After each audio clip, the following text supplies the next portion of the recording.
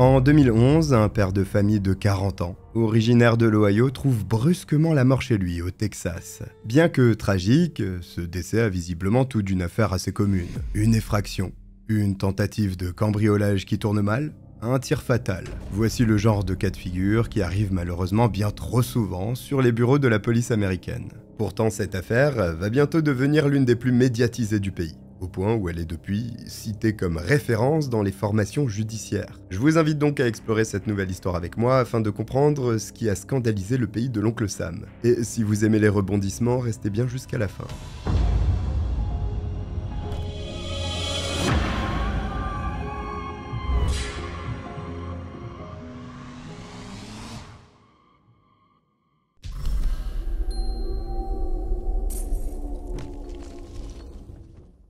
Bonjour à tous, je suis le Cogiteur, bienvenue pour cette nouvelle enquête criminelle. Juste avant, si vous voulez me soutenir, vous pouvez le faire en vous abonnant et en likant cette vidéo, c'est juste là, et je vous remercie d'avance pour ça. À 5h du matin, dans la nuit du 13 octobre 2011, les services d'urgence du comté de Keller, au Texas, reçoivent l'appel d'une femme en larmes. Celle-ci, apparemment effondrée et en état de choc, explique tant bien que mal qu'un inconnu vient de s'introduire chez eux et aurait tiré sur son mari. Elle ajoute qu'elle a été frappée très violemment à la tête. C'est à peu près tout ce que parvient à comprendre l'opératrice des secours, à cause de l'état d'agitation dans lequel se trouve son interlocutrice. Il est difficile de savoir si le mari de cette femme est toujours en vie. Et d'autant plus si l'agresseur est encore dans les parages. Une ambulance précédée de policiers est donc dépêchée au plus vite à l'adresse correspondant à l'appel. Mais une fois sur les lieux, le médecin ne peut malheureusement que constater que Greg Williams, la victime, est déjà décédé. D'ailleurs, il est fort probable qu'il soit mort sur le coup, car il a reçu une balle en pleine tête.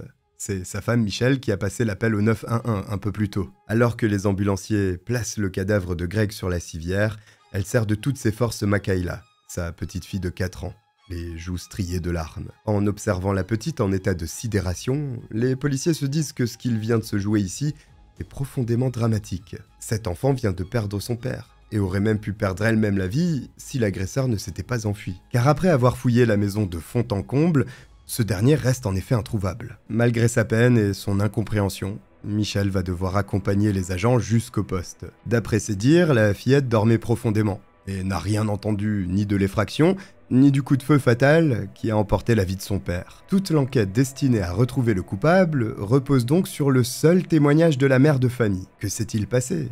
Qu'a-t-elle entendu ou vu? A-t-elle une description physique de l'agresseur qui puisse les aider à établir un portrait robot? En salle d'interrogatoire, la veuve peine à contenir ses larmes. Mais elle essaye de faire de son mieux pour aider les enquêteurs, malgré le manque d'éléments en sa possession. Selon elle, elle s'est simplement endormie sur le canapé du salon, tandis que Greg est parti se coucher dans leur chambre. Michel lui a demandé s'il avait besoin de quoi que ce soit avant de dormir. Son mari lui a répondu par la négative, s'étant déjà préparé un thé qu'il a emporté avec lui. Quelques heures plus tard, elle est réveillée en sursaut par un énorme bruit sourd. Inquiète pour la sécurité de sa fille, elle se lève avec l'intention d'aller voir si tout va bien. C'est à cet instant qu'elle reçoit un coup extrêmement violent sur la tête et s'effondre, inconsciente. Le policier qui recueille son témoignage remarque d'ailleurs qu'elle a effectivement un hématome sur la joue, ce qui pourrait résulter de l'attaque qu'elle a subie. Après ça, tout ce dont se souvient la femme de Greg, c'est d'avoir repris connaissance et d'avoir découvert le corps de son mari dans la chambre, allongé sur leur lit et atteint d'une balle dans le crâne. Face à cette vision d'horreur, Michel appelle le 911, complètement apeurée et bouleversée. Bien qu'elle ait à peine entreaperçu la silhouette du meurtrier, elle parvient à se souvenir d'un accent un peu étrange, et aussi du fait qu'il était encagoulé et complètement vêtu de noir. Bon, le portrait robot semble donc sérieusement compromis. Les enquêteurs espèrent toutefois que la scène du crime leur apportera davantage d'explications. D'ailleurs, c'est bien le cas. Mais ce ne sont peut-être pas les réponses auxquelles ils s'attendaient. En effet, plus ils investiguent, plus ils réalisent que rien ne concorde avec la déclaration de Michel. Commençons par l'effraction. La mère de famille affirme en effet que c'est de cette façon que l'assassin se serait introduit chez eux. Et il est vrai que la porte arrière comporte bien des marques qui corroborent cette déclaration. Mais il y a un petit problème. Il est clair que la porte a été ouverte, puis dégradée dans le but précis de faire croire à une entrée par effraction. Autrement dit, il s'agit d'une mise en scène. D'ailleurs, l'arme du crime, sa douille ainsi que la clé à molette censée avoir servi à frapper Michel ont eux aussi été soigneusement déposés devant la porte, bien en évidence, histoire d'être sûr que les policiers ne les manqueront pas. Et même pire que ça, la clé à molette est neuve. Elle n'a jamais servi et ne comporte pas la moindre empreinte digitale, tout comme le pistolet qui a été soigneusement nettoyé. Pourquoi un meurtrier prendrait-il la peine de nettoyer les armes qu'il vient d'utiliser, puis de les déposer sagement devant la porte, au lieu de tout simplement s'enfuir avec pour s'en débarrasser plus tard? Parce qu'il est con, oui, on est d'accord, mais en général ils font pas ça. Imaginez une seconde. Le coupable vient de tuer un homme après avoir assommé sa femme. Elle peut se réveiller à tout moment et appeler la police. Sauf qu'il s'arrête tout de même quelques minutes pour astiquer le pistolet ainsi que la clé à molette dans tous les recoins. Puis il les place juste devant la porte par laquelle il est entré, bien au centre du tapis pour que ça fasse plus joli. Oh, et on n'oublie pas la douille qui a été éjectée au moment du tir, hein. Sinon les policiers vont être obligés de la chercher. Et franchement, ce ne serait pas sympa alors qu'ils travaillent déjà très dur. Ce lieu de crime ressemble tellement à une scène de théâtre que les enquêteurs sont dès le départ plus que sceptiques. En fait, ils savent pertinemment que Michel ne leur dit pas la vérité. Et évidemment, cela éveille fortement leurs soupçons face à la veuve éplorée. En plus, l'intrus n'a rien volé, ni touché à la jolie somme de 20 000 $ que le couple gardait chez lui en liquide. Il faut se pencher sur un mobile plus personnel, et non plus un crime de rôdeur ou d'opportunisme. Greg a été exécuté dans un but précis. Et là encore, tous les regards se tournent vers sa femme. Les policiers n'ont pas envie de perdre leur temps à jouer au jeu du chat et de la souris. Ils commencent donc à mettre un peu plus de pression sur Michel, arguant qu'ils ne sont pas si dupes, et qu'ils ont compris que la mort de Greg a été mise en scène de A à Z. Qui d'autre qu'elle aurait pu s'en charger? Finalement, celle qui vient de passer de témoin à suspecte craque. Elle admet avoir maquillé les lieux et inventé toute cette histoire d'intrusion et de meurtre sordide. Et voilà ce qu'elle raconte entre deux sanglots. Effectivement, Greg n'a pas été assassiné. Il s'est ôté la vie. Pour Michel, qui découvre le corps à peu près dans les mêmes circonstances que la version du meurtre, l'atrocité de cet acte est innommable. Comment pourrait-elle expliquer à Makayla, sa fille de 4 ans, que son père a choisi délibérément de se donner la mort, refusant ainsi d'être présent à ses côtés lorsqu'elle grandira et qu'elle aura besoin de lui? La mère de famille pense qu'il vaut mieux que son enfant croie que son père a été victime d'un meurtre, plutôt qu'il l'a abandonné. Voilà pourquoi elle a agi en secret, bien avant de contacter le 911 et met en scène toute cette histoire de pseudo-cambriolage. Franchement, on dirait une allocution présidentielle, c'est bourré de mensonges. Elle avoue ainsi avoir nettoyé les mains de son mari, le pistolet ainsi que la clé à molette à l'aide de lingettes désinfectantes, puis s'être infligée elle-même sa blessure au visage. Mais c'est en mère courage qu'elle a agi, dans le seul but de préserver sa fille. Et on a beau penser ce que l'on voudra de ce geste, elle espère que c'est seulement de cette façon que les policiers vont la considérer. Seulement, c'était sans compter sur son passé de menteuse pathologique et de véritable manipulatrice.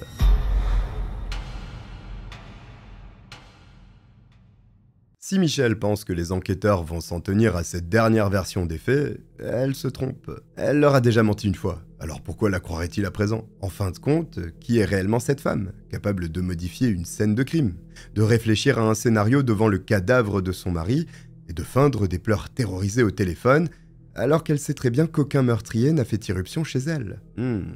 Michel serait-elle une bonne simulatrice? Les policiers ont bien l'intention de répondre à ces questions en cernant son profil psychologique. Et pour ça, ils remontent jusqu'à son enfance. Née en 1967 dans une petite ville du Texas, elle vit en compagnie de sa sœur et de ses parents au sein d'un foyer semblable à beaucoup d'autres. Son père gagne sa vie en tant que mécanicien, tandis que sa mère a fait le choix de rester à la maison pour s'occuper de leur fille. Les revenus sont plutôt modestes, mais les 4 membres de la famille ont un toit sur la tête, des vêtements propres et de quoi manger dans leurs assiettes. Bonne élève, Michel s'en sort bien à l'école et apprécie les études. Toutefois, ce qu'elle aime par-dessus tout ne sont ni les maths, ni le sport ou même toute autre matière. Non, c'est plutôt le fait d'être constamment au centre de l'attention. C'est d'ailleurs entre autres pour cette raison qu'elle rejoint le club de théâtre de son école et s'y investit pleinement. Elle veut se trouver sous les projecteurs et sentir tous les regards converger dans sa direction. L'adolescente ne vit que pour ça. Et ça se sent dans les rangs du public qui est totalement subjugué par son charisme lors de ses représentations. C'est un premier point qui n'est pas anodin pour les enquêteurs, car ils découvrent que Michel, en plus de savoir parfaitement jouer la comédie, possède un talent inné pour raconter des histoires auxquelles tout le monde croit. En voici un parfait exemple. À 17 ans, Michel épouse son premier mari, de qui elle tombe très vite enceinte. Puis viennent une seconde et enfin une troisième grossesse. Le père, tout à son bonheur, ignore toutefois que sa femme lui ment depuis des années, en lui faisant croire que leur premier enfant est de lui. alors que ce n'est pas du tout le cas. Alors ça, franchement, c'est un coup bas, mais vous allez voir que c'est presque mignon comparé au reste. Après bon, j'ai aussi menti plein de fois, notamment quand je postulais pour du boulot. Oui, monsieur le patron, j'adore votre entreprise, vous êtes le meilleur. Alors que bon, il y a que le salaire qui m'intéresse pour payer la bouffe de mon chat qui me raquette chaque mois. Bref, le couple finit par divorcer. Mais Michel ne compte pas pour autant lui révéler la vérité au sujet de leur premier-né. Ce faisant, elle le laisse verser généreusement la pension alimentaire pour les 3 enfants. Même celui qui n'est pas de lui. Voilà un autre aspect qui caractérise assez bien la veuve de Greg Williams. Elle est attirée par l'argent comme un papillon de nuit par la lumière. Faire partie toute sa vie de la classe moyenne, la même que son père qui trimait au travail matin, midi et soir, très peu pour elle. Elle veut pouvoir vivre dans une belle maison, s'acheter tout ce dont elle a envie et frimer dans des voitures de luxe. Mais elle n'y parvient visiblement pas par ses propres moyens. Changeant d'emploi comme de chemise et n'hésitant pas à manipuler ses collègues si ça lui permet de saisir de nouvelles opportunités. À 22 ans, elle se marie une seconde fois avec un homme qui la qualifiera plus tard de manipulatrice. Sûrement d'autres choses aussi, mais faut que je garde ma monétisation pour les croquettes du chat. Manipulatrice. Voilà un mot qui commence à revenir régulièrement aux oreilles des policiers. Et qui les intéresse de plus en plus. À quel point Michel peut-elle se révéler manipulatrice justement? Est-ce au point de s'être débarrassée elle-même de son mari, puis de faire passer le meurtre pour un acte volontaire? La suite de l'enquête le dira. Une fois mariée à son nouveau compagnon, elle se met à parler d'abus, de violence et de tromperie qu'elle aurait subi dans les bras de son ex-époux. Des allégations qui se révéleront totalement fausses, mais qui auront au moins le mérite d'attirer la compassion sur elle. Et puis surtout, en accusant la première, elle s'assure que personne ne découvre qu'en fait, c'est elle qui trompait son mari durant tout le temps qu'a duré leur union. Les secrets, les mensonges, Michel les cultive au quotidien. Elle affirme ainsi à son cher et tendre qu'elle vient de décrocher un emploi de nuit dans un centre d'appel, pour lui cacher son travail de serveuse topless, ou seins nus en français. Et elle continue d'être infidèle dans ce nouveau mariage, en cumulant les liaisons extra-conjugales. On ne change pas une équipe qui gagne, ou qui trompe en l'occurrence. Mais vous connaissez sûrement l'expression qui dit que la vérité finit toujours par éclater. Et c'est ce qui arrive à Michel, dont le mari découvre finalement les trahisons et les nombreux mensonges. Pour lui, il n'y a plus de retour en arrière possible. Le divorce étant inévitable, Michel se retrouve une nouvelle fois seul, sans personne à qui raconter toutes ces histoires qui n'existent pas. Seulement, cette nouvelle séparation, c'est loin d'arranger celle qui ne parvient pas à gagner suffisamment d'argent par ses propres moyens pour atteindre son rêve d'une vie luxueuse. Elle vient de perdre son distributeur de billets ambulant, et elle va lui faire payer de la plus lâche des façons, en s'introduisant chez lui pour empoisonner ses animaux de compagnie, dont son chien auquel il tenait plus que tout. Sa pitoyable vengeance accomplie et ses démons apaisés, Michel retrouve le chemin de l'amour avec l'homme qui n'est autre que le père biologique de son tout premier enfant. Cependant, fidèle à elle-même, elle ne peut s'empêcher de recommencer à tromper son nouveau petit ami. Maintenant, vous connaissez la chanson. Elle l'aveugle par de belles histoires, il finit par découvrir le poteau rose et le couple se sépare. Mais comme pour toutes ses précédentes relations, elle préfère affirmer que c'est elle qui a été victime d'adultère et qui a fini par partir. C'est exactement ce même discours qu'elle sert au nouvel homme qui va bientôt faire son entrée dans sa vie. Greg Williams. Il rencontre la jeune mère célibataire en échangeant avec elle sur un chat en ligne, ce qui les amène très vite à un premier rendez-vous. Dès qu'il croise son regard, Greg se sent comme foudroyé par la beauté gracieuse et l'intelligence de cette femme qui semble illuminer la pièce. Il a une excellente situation. Des amis, une famille, une grande maison. Il ne lui manque alors que le bonheur de vivre aux côtés de la femme qu'il aime. Dans les yeux de Michel, qui lui renvoie chacun de ses sourires charmés ce jour-là, il est persuadé de l'avoir trouvée. Mais au fond, ne serait-ce pas elle qui vient de décrocher le jackpot ?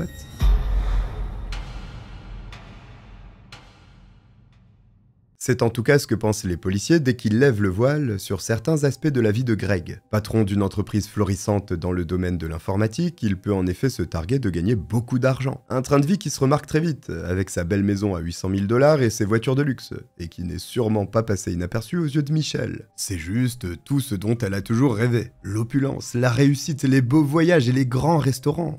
Tout ça, Greg le lui offre sans compter. Il la traite comme une véritable reine, de se fiant aux doutes de son frère et de sa sœur, qui ne peuvent s'empêcher d'éprouver des sentiments mitigés vis-à-vis de sa nouvelle conjointe. Et ce, même si leur union semble bel et bien faite pour durer lorsqu'ils deviennent parents de leur fille Makayla. Quand il se marie, c'est la seconde fois que le chef d'entreprise passe l'alliance au doigt d'une femme. Il a en effet déjà été uni à une certaine Cathy par le passé, et il est resté en bons termes avec elle, notamment pour le bien-être de leur fille, Taylor, dont ils ont la garde partagée. Mais Cathy, qui est amenée à rencontrer Michel, ne porte pas non plus cette dernière dans son cœur. Elle la trouve peu fiable, menteuse, et n'apprécie pas tellement le fait qu'elle se montre hautaine avec elle. En fait, aucun des proches de Greg ne comprend pourquoi il a épousé cette femme, visiblement vénale et manipulatrice. Tout ce qu'il voit, c'est à quel point elle s'empresse de dépenser l'argent de son nouveau mari. D'ailleurs, Greg ne lui refuse jamais rien. Michel sait de toute façon qu'il cédera à ses caprices d'une manière ou d'une autre, et n'hésite pas à utiliser le sexe comme moyen de pression en le manipulant pour qu'il ne se rende compte de rien.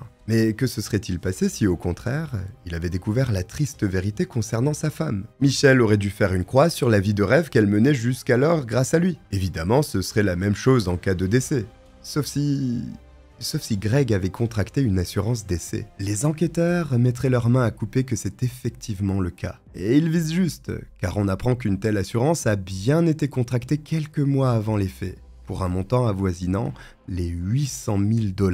La seule et unique bénéficiaire, bien sûr, n'est autre que Michel, sa femme. Ça ressemble très fortement à un mobile, non? D'autant que d'après les témoignages de la famille de la victime, celui-ci n'avait aucune raison ni envie de mettre fin à ses jours. Au contraire, il était en train de faire construire une nouvelle villa censée être la maison de leur rêve, à lui et Michel. Sur les plans, il avait même prévu une piscine pour leur fille Makayla. Autre fait intéressant, les papiers de la construction auraient dû être signés 2 jours seulement après la mort de Greg. Et puis, en épluchant ses comptes bancaires, on constate qu'il gagnait tout de même près d'1 million de dollars à l'année, grâce à son entreprise. Une somme qui ne se dépense pas en quelques jours, à part si vous avez l'intention de vous acheter un château ou une Formule 1, ou un chat. Pourtant, Michel gaspillait tellement l'argent de son mari dans son dos qu'il se retrouve dans l'incapacité de payer leur nouvelle maison. On sait avec certitude que Greg ignorait ce fait. Sinon, il n'aurait jamais pris de rendez-vous pour lancer le projet. Michel portait donc un lourd secret sur les épaules. Et tôt ou tard, elle savait qu'elle allait se retrouver au pied du mur, que son mari prendrait conscience de la réalité et qu'il la quitterait très probablement. Le seul moyen pour elle de conserver son train de vie était donc de toucher la police d'assurance décès. Au poste, plus personne n'est désormais à convaincre. Greg a-t-il fini par découvrir la vérité? A-t-il menacé de lui couper les vivres ou de divorcer? Ou bien ignorait-il jusqu'à son dernier souffle la véritable personnalité de sa femme, ainsi que ses mensonges? Ce sont des questions qui ne trouveront malheureusement jamais de réponse. On ne peut que supposer qu'une dispute a éclaté entre eux, lorsque Greg, en vérifiant ses comptes à quelques heures de signer les papiers de la villa, a découvert qu'ils étaient vides. Sentant le vent tourner, c'est certainement là que Michel a pris la décision de sécuriser ses arrières, en touchant les 800 000 $ qui lui revenaient en cas de décès. D'ailleurs, elle n'a pas attendu longtemps pour réclamer cette somme après la mort de son mari, prétextant qu'elle en avait besoin pour élever leur fille. Mais à la place, elle s'est payé un voyage pour se remettre de ses émotions. Son comportement n'en finit pas de choquer son entourage, car environ 3 mois après le drame, elle apparaît au bras d'un nouvel homme, du nom de Ginny Wallis, un ancien culturiste bien plus jeune que son défunt mari, et pour cause, il s'agit du meilleur ami de son fils. Mais l'enquête poursuit toujours son cours et rattrape inexorablement Michel lorsque les analyses scientifiques se mettent à parler. Vous vous souvenez certainement du fait que Greg était allé se coucher en emportant avec lui une tasse de thé. Elle avait été retrouvée à moitié vide sur sa table de chevet. Les policiers ont envoyé le reste de la boisson au laboratoire pour analyse. Et voici ce qu'ils y ont découvert: de nombreuses traces de sédatifs et d'analgésiques. Pour sa défense, Michel soutient qu'il arrivait à Greg d'en prendre pour s'endormir plus facilement. Seulement, c'est un nouveau mensonge. La seule à consommer ce genre de médicaments, c'est bien elle. Elle s'envoyait en effet prescrire régulièrement pour traiter des douleurs chroniques au dos et aux épaules. Ces substances sont retrouvées à forte dose dans l'organisme de Greg, qui n'avait aucune raison d'en consommer, et qui s'est retrouvé complètement assommé dès les premières gorgées de son thé. En plus, le médecin légiste est en mesure d'affirmer, sans le moindre doute, qu'il n'a pas pu mettre fin à ses jours. Même s'il avait été encore assez conscient pour le faire, le fait est que la balle a été tirée à 60 cm de son crâne. Suffisamment de soupçons pèsent désormais sur celle que l'on surnomme la veuve noire de Keller. Elle est placée en état d'arrestation pour le meurtre de son mari, ainsi que pour falsification de preuves et dépôt d'un faux rapport. Pour autant, Michel maintient toujours sa version, en clamant son innocence. Sauf que plus personne la croit. Malgré tout, il faut bien avouer que les preuves matérielles sont peu nombreuses pour la faire inculper d'assassinat. Tout ce qui joue en sa défaveur, ce sont les incohérences de ses récits, son profil psychologique et le probable mobile financier. Le bureau du procureur du comté de Tarrant craint que cela ne pèse pas assez lourd dans la balance lors d'un procès, et que l'accusé ne s'en sorte libre comme l'air. Et comme vous le savez, on ne peut pas être jugé 2 fois pour le même crime aux États-Unis. Pour cette raison, il lui propose de passer un accord de plaidoyer. Cet accord comprend 2 éléments. Tout d'abord, la deadly conduct, ou conduite mortelle. Cela signifie que l'accusé reconnaît avoir fait usage d'une arme, mais sans intention de donner la mort. Le second élément est l'altération de preuves physiques. Dans ce cas, Michel admet avoir déplacé et nettoyé le corps de son mari et modifié la scène de crime. Si elle accepte de signer ce document,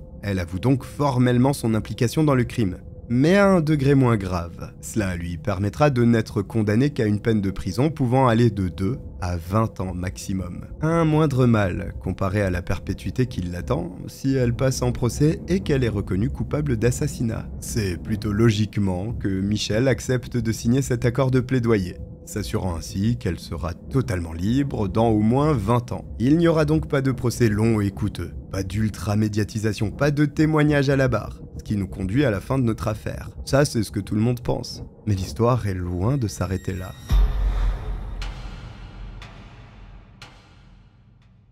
En attendant que le juge délibère afin de déterminer quelle sera sa peine, Michel est laissé totalement libre et vaque à ses occupations. Toutefois, cette sentence qui va bientôt être prononcée contre elle l'angoisse au plus haut point. Ça, on peut le comprendre, mais il y a un moment où tout le monde doit assumer les conséquences de ses actes. Sauf que la veuve ne veut pas aller en prison, que ce soit pour 10, 5 ou même 2 ans. Elle n'est pas prête à renoncer à sa liberté et à sa vie actuelle. De toute façon, ça tombe bien, car elle vient d'apprendre qu'elle est enceinte de son nouveau compagnon, Ginny, de qui elle attend des jumeaux. Il faut savoir que les tribunaux tiennent souvent compte de l'état de grossesse d'une accusée et peuvent reporter la condamnation de la future mère pour des raisons médicales et humanitaires. C'est précisément ce qu'il se produit avec Michel, car le procureur accepte de retarder la prononciation de sa peine de 6 mois, afin qu'elle puisse mettre ses enfants au monde. Durant tout ce temps, au lieu de se trouver derrière les barreaux, Michel reste donc en liberté sous caution. Sauf que tout à coup, le pire des drames survient. L'accusé fait une fausse couche et perd ses 2 bébés. Et comme vous vous en doutez, cette histoire de grossesse n'était qu'une supercherie visant à manipuler la justice afin de retarder l'échéance de sa condamnation. Michel aurait pu être influenceuse. La quarantenaire n'a tout bonnement jamais été enceinte de jumeaux. Suite à cette découverte, le juge annule sa liberté sous caution et la place immédiatement en cellule. On peut se demander comment tout son entourage ainsi que la police a pu se laisser berner de la sorte, connaissant le personnage. Mais n'oublions pas que Michel a passé sa vie à parfaire sa technique de manipulatrice, et qu'elle est une menteuse hors pair. D'ailleurs, elle fait de nouveau parler d'elle quelques jours seulement avant la détermination de sa peine. En effet, alors qu'elle est en détention, la veuve de Greg accorde une interview à une chaîne de télévision nationale, CBS. Et durant cet entretien, elle réaffirme qu'un intrus, un ou plusieurs d'ailleurs selon ses envies, en vêtements noirs, s'est introduit chez eux et a assassiné son mari. Oui, cette histoire qu'elle a avoué avoir inventée de toutes pièces, en fait maintenant, elle est vraie. Les preuves scientifiques et matérielles disent le contraire. Mais ce n'est pas important. Ce qu'il est en revanche, c'est qu'on la croit. Et surtout que l'attention des téléspectateurs se focalise sur elle, tandis qu'elle fait le show. Et il y en a toutefois un que ce petit jeu n'amuse pas franchement. C'est le juge. Avec cette interview, Michel vient sans le savoir de commettre une grave erreur, car le fait qu'elle revienne sur une autre version des faits révoque directement l'accord de plaidoyer qu'elle avait passé avec le bureau du procureur. Puisqu'elle ne reconnaît plus être à l'origine du tir qui a ôté la vie de son mari, le juge annule cet accord. Michelle Williams devra donc se rendre à son procès pour meurtre. Et cette fois-ci, elle ne pourra plus rien faire pour le retarder. Ce n'est qu'une occasion de plus pour la veuve noire de Keller de changer à nouveau de version. Oui, maintenant c'est Greg qui s'est ôté la vie, comme elle l'avait finalement déclaré aux policiers une fois placée face à toutes ces incohérences. En réalité, Michelle ne sait tout simplement pas sur quel pied danser, comme si elle n'arrivait plus elle-même à savoir à quel mensonge elle doit croire. Mais les preuves, le comportement de Michelle et les témoignages à charge scellent inévitablement son sort. Selon elle, le fait que son mari soit le meilleur ami de Greg était un problème pour Michel, car il avait remarqué certaines choses inquiétantes, et avant sa mort, il s'apprêtait justement à en faire part à son ami. Andrew, l'un de ses propres fils, se rend à la barre en accusant sa mère d'avoir tenté de faire accuser l'ex-femme de Greg, Cathy, en fabriquant de fausses preuves. Dès le début de l'enquête, Michelle sentait bien que les soupçons de la police se focalisaient de plus en plus vers elle. Alors, elle a essayé de rediriger l'attention sur Cathy. Pour ça, elle a passé un coup de téléphone à Andrew et lui a demandé d'enfiler un gros pull en maille, de tirer avec un pistolet pour que des résidus de poudre s'y déposent,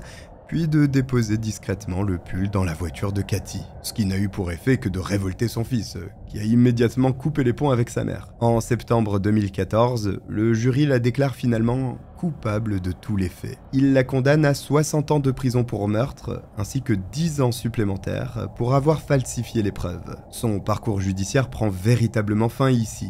Mais il se pourrait cependant que Michelle n'ait pas fait qu'une seule victime. Car bien que le dossier soit définitivement classé, la belle-sœur de Michelle, c'est-à-dire la sœur de Greg, l'accuse d'avoir planifié le meurtre de son propre mari, Green, bien avant les faits. Selon elle, le fait que son mari soit le meilleur ami de Greg était un problème pour Michelle, car il avait remarqué certaines choses inquiétantes, et avant sa mort, il s'apprêtait justement à en faire part à son ami. Malheureusement, Michelle a œuvré pendant des années à éloigner Greg de ses frères et sœurs, tant et si bien que, même après la mort de son meilleur ami, il n'a jamais souhaité leur reparler. Dans cette affaire, de nombreux éléments sont plus que troublants, voire incriminants, à la lumière de ce que nous savons sur la veuve noire de Keller. Mais l'enquête avait été complètement bâclée, et surtout, personne ne l'a soupçonné alors d'être capable de tuer de sang-froid. Le dossier de cette mort, plus que suspecte, ayant été clos depuis longtemps. Il ne sera en tout cas jamais réouvert. Il y a donc fort à parier que Michelle emportera avec elle de nombreux secrets, terminant sa vie comme elle l'a toujours vécu, jalonné de mensonges. Voici pour cette affaire complètement folle. Si vous êtes arrivé jusqu'au bout, écrivez menteuse en commentaire. Merci d'être toujours présent sous les vidéos, ça me fait extrêmement plaisir. Si vous avez oublié de vous abonner, n'hésitez pas à le faire, c'est juste là, et à liker la vidéo. Je vous remercie de m'avoir regardé, je vous dis à très vite. Bye.